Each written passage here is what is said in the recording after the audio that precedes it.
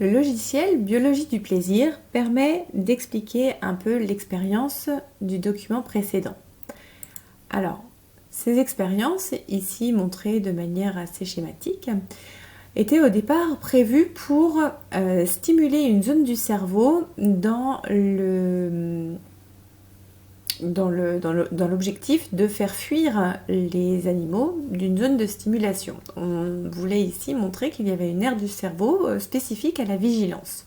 Donc on a implanté des électrodes à l'intérieur du cerveau de l'animal de cette manière-là pour stimuler une aire en particulier de ce cerveau. James Holt, qui était un étudiant en thèse à l'époque, lui a donc étudié cette vigilance et il a remarqué que la plupart des rats, lorsqu'il y avait stimulation de cette aire lorsqu'ils étaient dans une zone de la boîte, avaient tendance à éviter cette zone de la boîte. Cependant, un rat un peu réfractaire, lui, s'est mis à aller au contraire dans la zone. Donc ce rat un peu masochiste, on s'est demandé pourquoi est-ce qu'il faisait l'inverse des autres. Et ils ont disséqué ce pauvre petit rat pour observer ce qu'il y avait à l'intérieur de son cerveau. Ils se sont rendus compte que l'électrode n'avait pas été plantée exactement au bon endroit. Au lieu d'être plantée ici comme chez les autres rats, elle était plantée ici dans une zone qu'on appelle le septum. Et on s'est rendu compte que lorsque on proposait au rat d'activer par lui-même cette électrode, eh bien, il passait son temps à activer l'électrode qui lui envoyait un peu d'électricité au niveau du septum. On en a conclu que cette zone lui procurait un tel plaisir qu'il oubliait même d'aller manger ou d'aller dormir jusqu'à en mourir, tellement il était obnubilé par l'autostimulation qu'il créait. Donc, on s'est dit qu'il devait certainement y avoir dans le cerveau une zone spécifique au plaisir et donc à l'envie de reproduire des actes ou en tous les cas avoir cette récompense. Alors, on va regarder dans le cas du cerveau du rat. On a remarqué quelques zones. La première zone qui devait être normalement stimulée, qui se situait ici, on se rend bien compte que ce n'est pas une zone qui était censée être dans l'objectif du plaisir, mais au contraire la vigilance. On a la zone de septum ici, on a une zone ATV qui se trouve là, puis on a une autre zone ici au niveau du cervelet qui est également représentée. Donc, on va regarder ce qui se passe lorsqu'on a une stimulation de ces différentes zones. Alors le septum, on sait déjà, s'il est stimulé, on a bien une sensation de plaisir. Si on stimule au niveau de cette zone qu'on appelle ATV, eh bien il y a une sensation de plaisir également. Alors on se dit peut-être que si on plante cette électrode un peu partout, on va avoir la même chose. Regardons sur l'RW.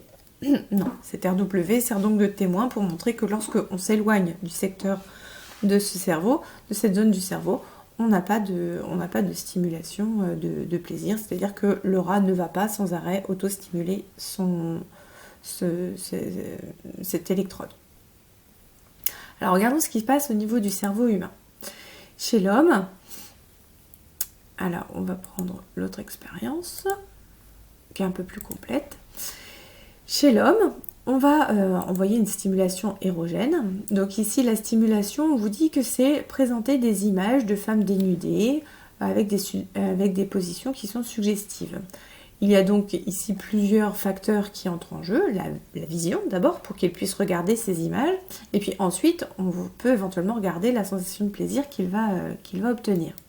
Donc on va afficher les aires cérébrales qui vont être actives durant cette expérience. On remarque une zone ici importante. Cette zone ici s'appelle le cortex occipital. Et le cortex occipital, c'est la zone où les informations provenant des yeux sont analysées.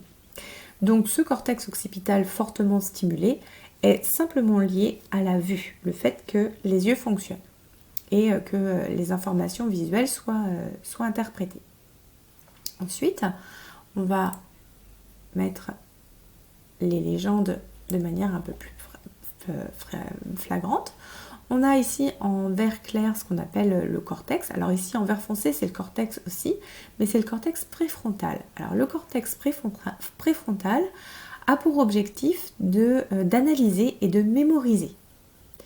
Le reste du cortex ici, lui, reçoit les informations sensorielles du reste du corps et va également émettre dans certaines zones des messages moteurs qui vont aller vers le reste du corps dans le but de faire un mouvement ou d'avoir une réaction de l'organisme.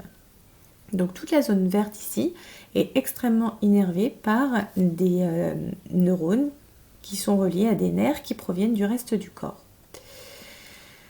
Si on enlève donc les zones pour voir les petites couleurs, on se rend compte qu'on a notre zone ATV qu'on a identifiée précédemment, on a le septum qu'on a vu également précédemment, puis on a d'autres petits noyaux qui s'affichent ici, amygdale, noyau accumbens, putamen et le gyrus singulaire qui se trouve ici. Donc quelques noyaux présents à des endroits bien précis qui vont eux-mêmes s'activer lors de la stimulation érogène. Donc on va faire quelques expériences avec des destructions accidentelles, c'est-à-dire que c'est par exemple un AVC qui a lésé une des zones et on a donc pour cette expérience deux zones qui sont observables. Lorsqu'on a une lésion du septum, donc ça veut dire que cette zone ne fonctionne plus, elle a été abîmée par un cancer ou un AVC. Est-ce que lorsqu'il y a une stimulation érogène, il va y avoir une activation? Eh bien non. Lorsque le septum est lésé, on se rend compte que mon individu n'a pas de sensation du plaisir. Si on a une lésion au niveau de la zone ATV, eh bien, même chose, on se rend compte qu'avec une stimulation érogène, il n'y a pas du tout de sensation de plaisir non plus. On va donc en conclure que ces deux zones, septum et ATV, vont avoir un rôle très important dans la sensation de plaisir érogène. Et on se rend compte, avec d'autres expériences, que dans les faits, la zone ATV va pouvoir être stimulée et procurer des sensations de plaisir pour d'autres domaines. Par exemple, lorsqu'on mange du chocolat, lorsque on fait des activités plaisantes, lorsque on va avoir également des substances telles que le tabac ou des substances médicamenteuses qui vont procurer des sensations de plaisir, eh bien ça va passer par cette zone qui est la zone ATV. Et ensuite, cette zone ATV va transmettre des informations aux autres zones qui sont situées ici, et notamment le noyau accumbens qui est très fortement lié au septum. Donc en fait, noyau accumbens et septum fonctionnent beaucoup ensemble. On va donc considérer qu'il y a des informations qui arrivent du reste du corps vers le cortex, que ce cortex va envoyer une information au niveau de la zone ATV.